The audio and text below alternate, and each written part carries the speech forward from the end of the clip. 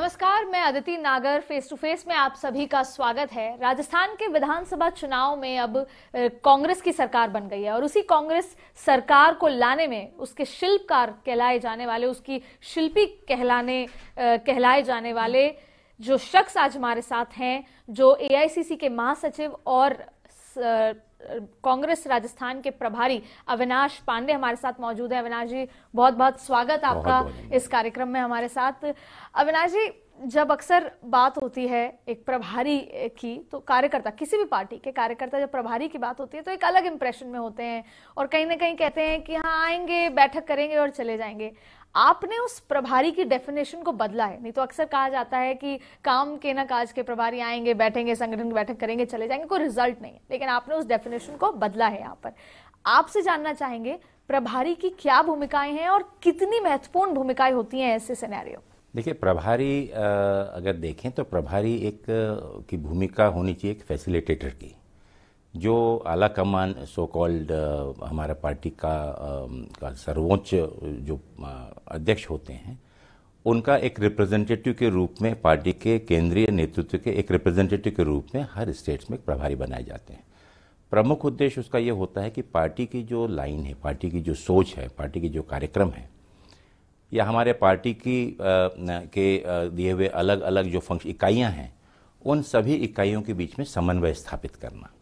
एक फैसिलिटेटर की भूमिका होती है, जिसको वहाँ के एक परिवार का प्रमुख जो होता है, उस परिवार के प्रमुख को, उस परिवार के सब लोगों को साथ में जोड़कर कैसे रख सके, ये उसकी सबसे प्राथमिक एक भूमिका होती है। इस पूरे इलेक्शन को मैंने क्लोजली कवर किया और आपकी सारी बातों को मैं समझ सकती हूँ कि आपने बखूबी अपने इस रोल को निभाया। यहाँ पर एक कोशिश करते हैं। बाकी तो सक्षम नेता सभी राजस्थान में आप देखेंगे कि बहुत ही अनुभवी और सक्षम नेतृत्व वहाँ पर है। बहुत अच्छा पार्टी का कैडर है और मैं समझता हूँ कि एक इतनी अच्छी पार्टी और वहाँ के लोगों की सोच, जो अपने आप में मैं समझता हूँ कि पार्टी जो सोचती है उसकी अगर सही छवि अगर देखें कांग्रेस की, तो आपको राजस्थान में देखने को मिलेगी। अविनाश जी, चुनाव हो गए, सरकार भी आ गई, इस पूरे तमाम एपिसोड का जो तमाम चीजें हुई, आप किसको क्रेडिट देना चाहेंगे? राजस्थान की जनता को। देखिए, जनता जनार्दन होती है। जनता की सोच, ये सबसे बड़ी ताकत लोकतंत्र में अगर है तो वो जनता की सोच और जनता की ताकत है। जनता का विश्वास जिस सोच या जिस कार्यक्रम, जिस पॉलिसी, जिस नेता के ऊपर में होगा, वही शासन कर सकता है। कई बार ये कोशिश की गई, लोकतंत्र का मजाक तब होता है जब आमतौर पर पार्टियां या नेता झूठे प्रलोभन, झूठे आश्वासन, झूठे सपने दिखाकर और सत्ता हासिल करती है। तो वो चीज़ ज़्यादा दिन तक नहीं चल पाती, लेकिन उससे एक बहुत बड़ा नुकसान भावी पीढ़ी के लिए होता है, जो छोटे गरीब तबका होता है उसके लिए होता है। क्योंकि ये लोगों की दैनंदिन जीवन जो है, सरकार की अनेक ऐसी नीतियां हैं जिसके आधार पर उनका रहन सहन, उनके आगे की प्लानिंग, उनके आगे का भविष्य निर्भर होता है। तो ये एक प्रकार से आप सोचें तो सबसे अहम भूमिका जनता की होती है। हम जब क्रेडिट की बात करते हैं तो हमने जनता को क्रेडिट दिया। जनता का मूड होता है, टेम्परामेंट होता है। हमने आला कमान को भी क्रेडिट देते हैं कि आला कमान का जो वो विचारधारा थी। कार्यकर्ताओं का क्रेडिट एक। दूसरा, मुझे वो दिन याद है जब आप 4 मई को आपने अपनी प्रभारी का पोस्ट संभाला और उसके बाद एक लंबे समय, बीच में 72 दिन ऐसे थे तब बीजेपी का प्रदेश अध्यक्ष को ढूंढने का एक पूरा तमाम मसला चल रहा था। और जिस दिन प्रदेश अध्यक्ष नियुक्त हुए थे, उस दिन जब आपसे पूछा गया तो आपने मुस्कुरा के कहा कि हमारा तो विधानसभा का सारा होमवर्क हो चुका है, एक बार हम पूरे राजस्थान में घूम आए हैं। यानी कि कांग्रेस कब से तैयारी कर चुकी थी। और कांग्रेस नहीं, प्रभारी और प्रभारी की टीम। कैसा लगता है जब ये पूरी मेहनत हो प्रभारी और उन सचिवों जो आपके साथ अटैच थे, पर वो बिहाइंड द कर्टन्स काम करते हैं, उनका जिक्र अक्सर नहीं होता या उनको क्रेडिट नहीं मिलता, तो उस क्रेडिट के बारे में समझना चाहेंगे। देखिए अदिति जी, क्रेडिट तो तब होता है जब कोई चीज़ में आपको सफलता मिले। क्योंकि कोई भी पार्टी में, संगठन में या परिवार में कोई एक व्यक्ति काम नहीं करता। जब सफलता मिलती है तो वो टीम की सफलता होती है। राजस्थान में, जैसा मैंने आपसे कहा, आपने मुझे याद दिलाया कि जिस समय भारतीय जनता पार्टी अपने अध्यक्ष की खोज कर रही थी उन 72 दिनों में, तो मैं आपको बता दूं कि उन 90 दिनों में राजस्थान के हमारे कार्यकर्ताओं ने प्रदेश कांग्रेस कमेटी ने, प्रदेश के सभी पदाधिकारियों ने, मेरे साथ जुड़े सभी प्रभारी सचिवों ने रात दिन एक करके पूरी 200 कॉन्स्टिट्यूंसीज के अंदर में मेरा बूथ मेरा गौरव जो कार्यक्रम था, जो कि कार्यकर्ताओं से संबंधित था, उस बीच में हमने 10 लाख से ज़्यादा वर्कर्स के साथ में अपना संपर्क स्थापित किया। पूरी तन्मयता के साथ में, पूरी ईमानदारी के साथ में उसको पूरा करने की कोशिश की। और ये असली कारण है सफलता का, जहाँ पर पूरी टीम एक साथ काम करती है। अनेक कोशिशें की गई, अनेक प्रयत्न किए गए कि पार्टी के अंदर में विभाजन है, पार्टी के अंदर में अलग अलग सोच है, कार्यकर्ताओं को बांटने की कोशिश की गई। लेकिन इसके लिए मैं श्रेय दूंगा नेतृत्व के साथ साथ पार्टी के उन वफादार कार्यकर्ताओं का कि जो अपने नेतृत्व माननीय राहुल गांधी जी की तरफ, माननीय सोनिया गांधी जी की तरफ और अपने उस पार्टी के गौरव इतिहास के प्रति गौरवान्वित महसूस करते हैं। ये उन कार्यकर्ताओं की सफलता है कि उनने इस प्रकार की सोच को लोगों के बीच में, कार्यकर्ताओं के बीच में, उससे पार्टी के कार्यक्रमों में असर नहीं आने दिया। तो ये एक सोच होती है, संगठन होता है, और संगठन का नाम ही होता है, क्योंकि अगर मैं वहाँ पर गया हूँ तो संगठन के काम के गया हूँ। संगठन का कार्य है कि जो सबको संगठित कर सके। अगर मैं संगठित नहीं कर सकूँ तो ये मेरी विफलता होगी। लेकिन श्रेय जाता है सबकी समझदारी का, सबकी एकजुटता का। आपने राजीव गांधी जी के साथ काम किया, आपने सोनिया गांधी जी के साथ काम किया, और अब आप राहुल गांधी जी के साथ भी काम कर रहे हैं। समझना चाहेंगे, क्योंकि जब ये इंटरव्यू कांग्रेस के कार्यकर्ता देख रहे होंगे तो उनके लिए सवाल जरूर सुनना होगा कि कैसा रोल आपने सबके साथ अलग अलग भूमिकाएं निभाई, उनके कार्यशैली की समानताएं और अंतर क्या रहे, और आपने तीनों से क्या क्या वो चीज सीखी जो आप अब अप्लाई कर रहे हैं। हर व्यक्ति विशेष ये जितने भी विभूतियां हैं, ये मैं समझता हूं कि अपने आप में उनकी सोच या वो जो बोलते हैं और जो वो करते हैं उसमें आपको कहीं कोई फर्क नहीं दिखेगा। ये एक समानता आपको सब में दिखेगी। राहुल गांधी जी आज देश की जनता के सामने अगर कुछ बोलते हैं तो वो ये सोच के नहीं बोलते हैं कि इसका पार्टी को फायदा मिलेगा या नहीं मिलेगा। ये उनके अंतरात्मा से सोच के, कन्विक्शन के साथ में, उस विश्वसनीयता के साथ में लोगों से इस चीज़ की अपील करते हैं।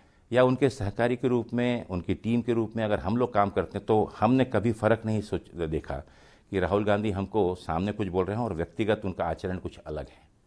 तो ये कांग्रेस के सभी नेतृत्व में एक सबसे बड़ी विशेषता ये रही कि जो भी उन्होंने कहा जनता के साथ, उस चीज़ का पहले स्वयं वो आचरण स्वयं करते हैं और उस पर विश्वास रखते हैं। दूसरी बात आपने कही, इन सभी नेताओं में एक समानता यह रही कि कार्यकर्ता, वर्कर के प्रति जो आत्मीयता और रिस्पेक्ट, मैं समझता हूँ कि जो हमारा नेतृत्व और इन लोगों के मन में जो बात होती है, हर वर्कर की, कार्यकर्ता की रिस्पेक्ट होनी चाहिए, तभी संगठन आगे बढ़ेगा। इस चीज़ को वो उसका पालन भी करते हैं। और सौभाग्य है कि राहुल गांधी का नेतृत्व, एक ऐसा नेतृत्व इस देश को मिला है कि जिसके मन में त्याग, अगर किसी स्तर पर भी देश के लिए त्याग करने की बात हो तो उस परिवार ने कर दिखलाया है। और राहुल गांधी भी आज उनकी सोच है कि ये देश फिर से एक वो गौरवशाली देश हो, जहाँ पर हर समाज का, हर तबके का व्यक्ति बिना किसी दुर्भावना के, बिना किसी डर के, हर मजहब, हर बिरादरी, हर जात का, हर रिलीजन का हम मान सम्मान, सोच, उनकी जितने भी फेथ हैं, विश्वास है, उसका हम सब मान सम्मान करें और मिलजुल कर रहें। यही हमारे देश की विशेषता रही है और यही उनकी सोच है। कहते हैं कि, और आपने कहा भी और सुना भी यही है कि राहुल गांधी एक डेमोक्रेटिक लीडर है। He is more democratic than any other leader so far we have seen. अभी जो हाल ही में कांग्रेस जब सरकार बना रही थी राजस्थान में, तो उनकी इस डेमोक्रेसी का जो एग्जाम्पल था वो देखने को मिला जब यहाँ पर सीएम का चयन हो रहा था। तो उसमें भी जो देर लगी, वो चाहते थे सबसे सलाह मशवरा करें, वो उनकी एक डेमोक्रेसी का पार्ट था। देखिए, अगर वो उनकी जगह कोई और होते तो शायद ये जल्दी निपट चुका होता। आमतौर पे कांग्रेस में चाहे सोनिया जी रही हों, चाहे राजीव जी रहे हों, या आज राहुल जी हैं, मैं उस चीज़ के बारे में कहना चाहिए कि एक प्रोसीजर होता है, एक प्रक्रिया होती है जिसमें कोई भी नेतृत्व, चाहे वो किसी परिवार से संबंधित विषय हो तो परिवार का नेता जो है, परिवार का प्रमुख जो है, उसकी कोशिश रहती है कि वो जो भी निर्णय ले उसमें सबको सम्मिलित कर ले, उसको सबको उसमें जोड़ ले। और इसी प्रक्रिया के अंतर्गत एक प्रभारी के रूप में, एक ऑब्जर्व के रूप में जो जिम्मेदारी हम लोगों को दी गई थी, हम लोगों ने अपनी पेशकश उनके सामने की।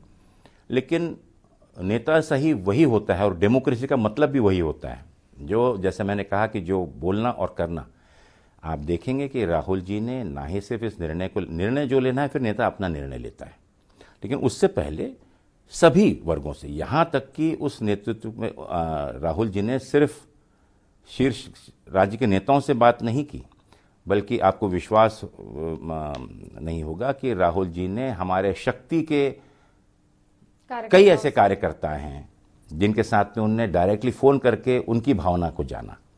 कई ऐसे मेरे ब्लॉक प्रेसिडेंट्स हैं जिनके साथ में उनने बात किया, कुछ ऐसे डिस्ट्रिक्ट प्रेसिडेंट्स हैं जिनके साथ में उनने बात किया, कुछ एमएलए इलेक्ट होकर आए हुए हैं उनके साथ में उन्हें बात किया। तो इस प्रकार से ये 2-3 दिन की प्रक्रिया जो रही, ये अपने आप की एक प्रक्रिया रही। इसमें निर्णय लेने में देरी हुई इसको कहने से बदले उनने पूर्ण रूप से वहाँ की जनता का, वहाँ के कार्यकर्ता का, वहाँ के संगठन का और वहाँ के चुन के आए हुए प्रतिनिधियों का हर एक से पूछ करके फिर उनने अपना इस निर्णय लेने के लिए एक योजना बनाई। और मैं समझता हूँ कि इसीलिए आपने देखा होगा कि उनके निर्णय के ऊपर में वैसे भी प्रश्न नहीं उठता, लेकिन सब जगह से उसकी सराहना की गई। अब लोकसभा चुनाव सिर पर हैं, आपने पूरी तैयारी भी शुरू कर दी और बीजेपी से बहुत पहले, और आपने डेडलाइन तक दे दी है कि इस 20 फरवरी तक हम वो सारे 25 सीटों पर नाम भी तय कर देंगे। इतनी जल्दी तैयारी, बहुत उम्मीद राजस्थान से है कांग्रेस को, और क्या कुछ आगे स्ट्रैटेजी? देखिए, राजस्थान में एक सबसे बड़ी चीज है कि राजस्थान में जिस प्रकार का समन्वय सत्ता और संगठन के बीच में हुआ है, ये अपने आप में एक बहुत बड़ी ताकत और हम सब लोगों के लिए एक बहुत बड़ी उपलब्धि है। संगठन और सत्ता, आमतौर पर सत्ता में आने के बाद में कई चीज़ें होती हैं कि जिसकी प्राथमिकताएं बदलती हैं, संगठन के प्रति प्राथमिकताएं बदलती हैं। लेकिन आपने देखा होगा कि पिछले दिनों 15 जनवरी से लेकर और 21 जनवरी तक प्रदेश के जो हमारी 25 पार्लियामेंट्री सेगमेंट्स हैं, वहाँ के हर एक कार्यकर्ताओं को, जो डिस्ट्रिक्ट लेवल कार्यकर्ता है, ब्लॉक अध्यक्ष है, उनको बुलाकर माननीय मुख्यमंत्री जी और प्रदेश अध्यक्ष स्वयं करीबन, अगर मैं देखूं तो 70 घंटे से ज़्यादा कार्यकर्ताओं के साथ में बैठकर और जमीनी स्तर पर क्या इश्यूज हैं, जमीनी स्तर पर क्या सोच है, जमीनी स्तर पर क्या विकास की योजना है, जमीनी स्तर पर क्या तकलीफ़ें हैं, इनका जायजा लेकर और उसको संबंधित विभाग को क्रियान्वय करने के लिए आदेशित करना, ये मैं समझता हूँ कि ये एक सच्ची और ईमानदारी से जिस विश्वास के साथ जनता ने और संगठन ने उनको जो दायित्व सौंपा है, चाहे वो अशोक गहलोत जी हों या सचिन पायलट जी हों या पूरा मंत्रिमंडल हो, पूरा मंत्रिमंडल एकजुट एक साथ मिलकर जनता के लिए हमको क्या करना। और इसमें सिर्फ लोकसभा चुनाव अकेला ही उसका एक उद्देश्य नहीं है, लेकिन पिछले दिनों के 5 सालों का बैकलॉग और लोगों की अपेक्षाएं, उसको अगर हम सिर्फ चुनाव से जोड़कर देखें तो हम शायद न्याय नहीं कर पाते। लेकिन मैंने देखा कि मंत्रिमंडल का हर एक सदस्य, मुख्यमंत्री जी से लेके उप मुख्यमंत्री से लेके मंत्रिमंडल का हर एक सदस्य, उसके विभाग की संबंधित समस्या क्या है और उसको वो कितने घंटों के अंदर में उसका निवारण करने के लिए पहल कर सकता है, ये एक तत्परता, ये मन के अंदर में एक इच्छा शक्ति, ये मैं समझता हूं कि आज कांग्रेस की सबसे बड़ी ताकत राहुल जी के लिए और राहुल जी के किए गए निर्णय को सही साबित करने के लिए एक बहुत सकारात्मक पहल है। आपने कुछ समय पहले कार्यकर्ताओं की निष्ठा और कार्यकर्ताओं के बारे में बात कही थी। जब विधानसभा चुनाव हुए तो क्योंकि उस समय कांग्रेस बहुत अच्छी पोजीशन पे थी, तो हर एक सीट से कई प्रत्याशी थे, कई दावेदार थे, तो टिकट एक को मिली, बाकी 4 नाराज हुए और उनमें से कई बागी हुए, इंडिपेंडेंट खड़े हुए और पार्टी ने उन पे अनुशासनहीनता की कार्रवाई भी करी। लेकिन उनके चेहरे पे शिकन नहीं थी, ना तब ना आज, क्योंकि उनका ये मानना है कि जब लोकसभा चुनाव आएगा तो पार्टी को हमारी जरूरत होगी और हमारे को ही वापस या तो बुलाया जाएगा या हमसे काम होगा। तो क्या उन लोगों को वापस लिया जाएगा पार्टी में? माननीय राहुल गांधी जी का एक बहुत स्पष्ट मत है और मैं उससे पूर्ण रूप से सहमत हूँ। एक प्रभारी के रूप में बड़ी जिम्मेदारी से मैं कहना चाहूँगा कि पार्टी बिना अनुशासन के खड़ी नहीं हो सकती। पार्टी के अंदर में जो अनुशासनहीनता करता है या अनुशासन के विरोध में जाता है, निश्चित रूप से पार्टी उनके प्रति अपना एक अलग रुख रखती है। आपने बात की कि जो लोग चुनकर आए हुए हैं या जो लोगों ने पार्टी के चुनाव में विरोध में काम किया, आने वाले समय में आप देखेंगे कि एक भी ऐसा व्यक्ति बख्शा नहीं जाएगा। क्या टारगेट है लोकसभा सीट कि कितनी सीटों का आप आकलन लगा रहे हैं कि इतनी तो कांग्रेस के खेल? ये हमारा कांग्रेस का लक्ष्य 25 है, 25 से एक कम नहीं। अभी मैंने कुछ देर पहले पूछा था और आपने बताया भी कि जब कांग्रेस के जो प्रमुख लोगों के साथ आपने काम किया है, जो स्थापित कर चुके हैं और तमाम लोग, लेकिन राजस्थान कांग्रेस में भी आपने सीपी जोशी, अशोक गहलोत, सचिन पायलट, सीपी जोशी जी के साथ आप सचिव के रूप में काम कर चुके हैं, अशोक गहलोत जी के साथ आप महासचिव के रूप में, और सचिन पायलट जी के साथ आप एक प्रभारी की भूमिका में काम कर चुके हैं। तीनों में से चतुर राजनेता कौन है? देखिए, राजनीति में चतुर की परिभाषा हर एक की अलग अलग हो सकती है, लेकिन मैं आपसे कहना चाहूँगा कि अगर मैं सीपी जोशी जी के बारे में बात करूँ, हर एक की अपनी अपनी यूएसपी है, हर एक की अपनी अपनी ताकत, स्ट्रेंथ है। सीपी जोशी जी एक बहुत ही गंभीर और बहुत ही एक बुद्धिमत्ता पूर्व तर्क रखने वाले नेता हैं, जिन्होंने पार्टी का नेतृत्व 2008 में भी किया पीसीसी प्रेसिडेंट की हैसियत से। उनने अपने मंत्रिमंडल की जिम्मेदारी भी राज्य में की, केंद्र में यूनियन मिनिस्टर के रूप में उनने सेवाएं दी, और general secretary all India Congress committee की हैसियत से भी उन्हें काम किया। और मैं समझता हूं कि एक इतना अनुभव होने के बाद उसमें उनकी परिपक्वता और उसका फ़ायदा निश्चित रूप से पार्टी को मिला, और जगह जगह पे उन्हें अपनी सेवाएं दी। अशोक गहलोत जी, आप भी समझते हैं कि उनका अनुभव राजस्थान के एक जनप्रिय लोक नेता के रूप में न ही सिर्फ राजस्थान बल्कि अखिल भारतीय स्तर पर भी उन्हें अलग अलग प्रदेशों में, चाहे उत्तर प्रदेश हो, गुजरात हो, पंजाब हो, अलग दिल्ली हो, कर्नाटक हो, अलग अलग जगह में उन्हें अपनी भूमिका अलग अलग रोल में दी। यूनियन मिनिस्टर की हैसियत से भी, ऑल इंडिया कांग्रेस कमेटी के जनरल सेक्रेटरी की हैसियत से भी, प्रदेश में मुख्यमंत्री और प्रदेश कांग्रेस कमेटी के अध्यक्ष के रूप में। तो हर एक का अपना अनुभव और अपनी लोकप्रियता और लोगों में विश्वास और छवि, ये उनकी भी अपने आप में अलग है। सचिन जी निश्चित रूप से एक युवकों के बीच में एक युवा शक्ति के रूप में, एक एनर्जेटिक लीडर के रूप में, एक ईमानदार और मेहनती नेता के रूप में उनने अपनी एक छवि बनाई। उनके पारिवारिक बैकग्राउंड भले ही जो हो, लेकिन उन्होंने अपनी श्रम से, अपनी क्षमता से पिछले 4-4.5 साल सतत संघर्ष करते हुए राजस्थान में विपक्ष में जो एक पार्टी की भूमिका होनी चाहिए उसको बखूबी उन्हें निभाया। और वो भी एक बहुत बड़ा कारण रहा कि लोगों के बीच में आने वाले समय में कांग्रेस को निश्चित रूप में सत्ता में आने की उम्मीद है। इस चीज़ को उन्हें और प्रबल किया जब हमने अन्य जो उपचुनाव और अलग अलग चुनाव हुए उसके भी जन नतीजे आए। तो कुल मिला के अगर आप देखेंगे तो तीनों नेता जो हैं, और कांग्रेस, देखिए कांग्रेस में यही तो विशेषता है। कांग्रेस में अगर आप आज देखें तो एक जोशीले और एनर्जेटिक नेता के रूप में सचिन पायलट हैं, तो एक अनुभवी और एक जन सामान्य के अंदर में मान्य एक नेता के रूप में अशोक गहलोत जी भी हैं।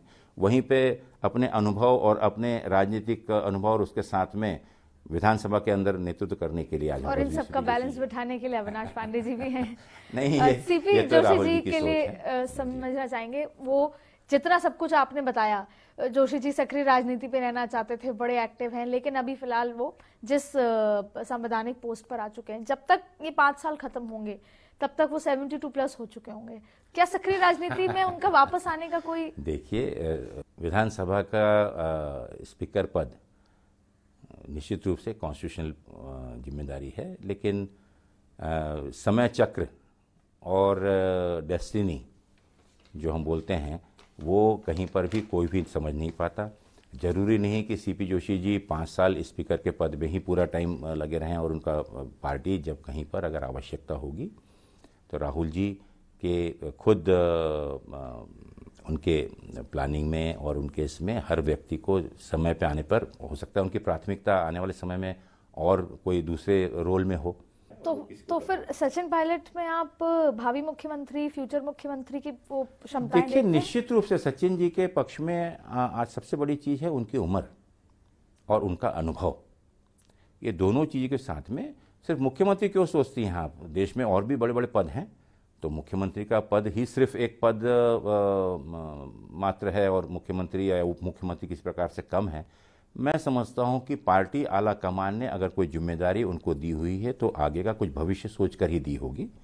निश्चित रूप से जो अनुभव उनको आज मिलेगा, संगठन का अनुभव उनको मिला, आज राजस्थान के अंदर में काम करने का उनको इस बीच में अनुभव मिला है और पूरी खुशी के साथ, पूरे उत्साह के साथ में उन्हें स्वीकार किया हुआ है। और यही पहचान होती है असली कार्यकर्ता की, असली नेता की। और यही विश्वास जो है उनको आगे में और भी बेहतर जिम्मेदारियां देगा, उसमें कोई भी दो मत नहीं। आप स्टूडेंट इलेक्शन से, आप नागपुर से आते हैं, स्टूडेंट इलेक्शन से आप राजनीति में आ गए थे, तमाम चीजें हुई। आरएसएस नागपुर में गढ़ है, आरएसएस का गढ़ है नागपुर, और आप उस इलाके में भी, उस कॉन्स्टिट्यूएंसी से आते हैं।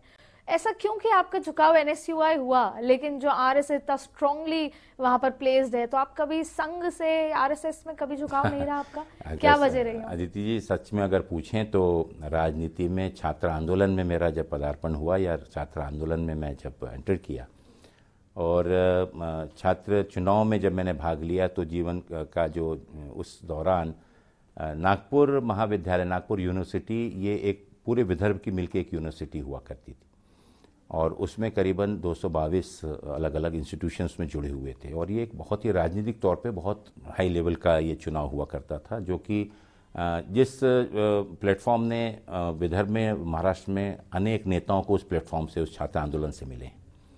और उस समय मुझे याद है कि यूनिवर्सिटी के चुनाव में एनएसयूआई के प्रतिनिधि के रूप में पैनल में मुझे महासचिव के लिए मुझे मौका मिला, और मेरे सामने माननीय नितिन गडकरी जी, उस समय में वो भी पूरे प्रदेश के एबीवीपी के अध्यक्ष थे। तो उसको इस प्रकार से बोल सकते हैं कि मेरा चुनाव की शुरुआत ही आरएसएस की छात्र शक्ति या छात्र विंग के प्रमुख के साथ में लड़ाई से शुरू हुआ। और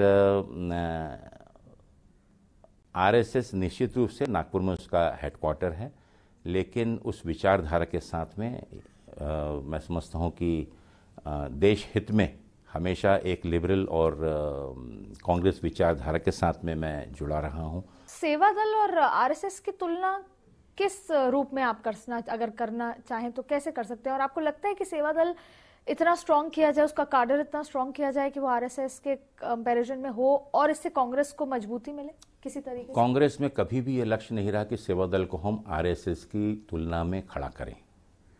ये मैं बहुत स्पष्ट कर दूं, कांग्रेस में सेवा दल की स्थापना जो हुई थी, लोगों के बीच में एक सेवा का भाव लेकर, जब जब भी वॉलंटियर और उसकी ज़रूरत होती है, तो लोगों के बीच में सेवा के भाव लेकर और कांग्रेस की विचारधारा को जन सामान्य तक पहुंचाने के लिए और आम नागरिक को और आम कार्यकर्ता को इस सेवा भाव में जोड़ने के लिए, सेल्फ मोटिवेशन के लिए ही। लेकिन अविनाश पांडे अपने आप को अगले 10 साल 5 साल में कहाँ देखते हैं कांग्रेस में? अगर मैं पार्टी की इसी वफादारी के साथ में और ईमानदारी के साथ में अगर मैं सेवा कर पाऊं और पार्टी नेतृत्व का अगर मैं विश्वास हासिल कर पाऊं, तो ये आई थिंक मेरे लिए बहुत बड़ा अचीवमेंट होगा। अब राहुल गांधी जी की अगुवाई में 3 बड़े राज्य जीत चुके हैं और उससे एक मोमेंटम भी क्रिएट हो चुका है। आपसे ये सवाल रहेगा कि 2019 तक राहुल गांधी को आप किस भूमिका में देखना चाहते हैं? देखिए, बहुत बड़ा बदलाव है पूरे देश के अंदर में। जिस प्रकार से राहुल जी को की तरफ आशा और उम्मीद के साथ में आज देश का नवयुवक, देश का किसान, देश की नई पीढ़ी जिस प्रकार से देख रही है, इसमें कोई भी शंका नहीं होनी चाहिए कि राहुल जी एक युवा नेतृत्व के ऊपर, युवा आइकॉन के रूप में और एक जो सेक्युलरिज्म के एक सिंबल के रूप में आज हर वर्ग उनकी तरफ में देख रहा है। जिस प्रकार का देश में वातावरण है, उस वातावरण से आज देश का कोई भी तबका हो अपने आप को असुरक्षित और बहुत ही अपने आप को भय और सहमा हुआ पा रहा है। और लोगों को लगता है कि 2014 में जिन सपनों को देखकर या जिन अपेक्षा और आकांक्षाओं को लेकर उनने माननीय मोदी जी को और भारतीय जनता पार्टी के उन लुभावने स्लोगन्स के ऊपर में विश्वास किया, वो हर व्यक्ति इस चीज़ को बड़े गंभीरता से सोच रहा है कि उस समय के उनका निर्णय जो कमल का फूल का था, वो एक बहुत बड़ी भूल थी। तो आज उससे निवारण पाने के लिए रीजनल स्तर पर और राष्ट्रीय स्तर पर एक सोच बन रही है। अलग अलग विचारधारा के लोग भी एक कॉमन कॉज के लिए देश के एकता और अखंडता और सामाजिक एकता और अखंडता के लिए और हमारे राष्ट्रीय जो सोच है, हमारी जो राष्ट्रीय धरोहर है, उसके बचाव के लिए एक आएंगे और देश में निश्चित रूप से परिवर्तन होगा और राहुल गांधी इस देश का नेतृत्व करेंगे। बहुत बहुत धन्यवाद अविनाश जी, हमारे साथ फेस टू फेस पे आज काफी कुछ जाना हमने अविनाश पांडे के बारे में, उनके पर्सनल और प्रोफेशनल जिंदगी के बारे में। तो आज इतना ही फेस टू फेस में, आगे देखते रहिए फर्स्ट इंडिया।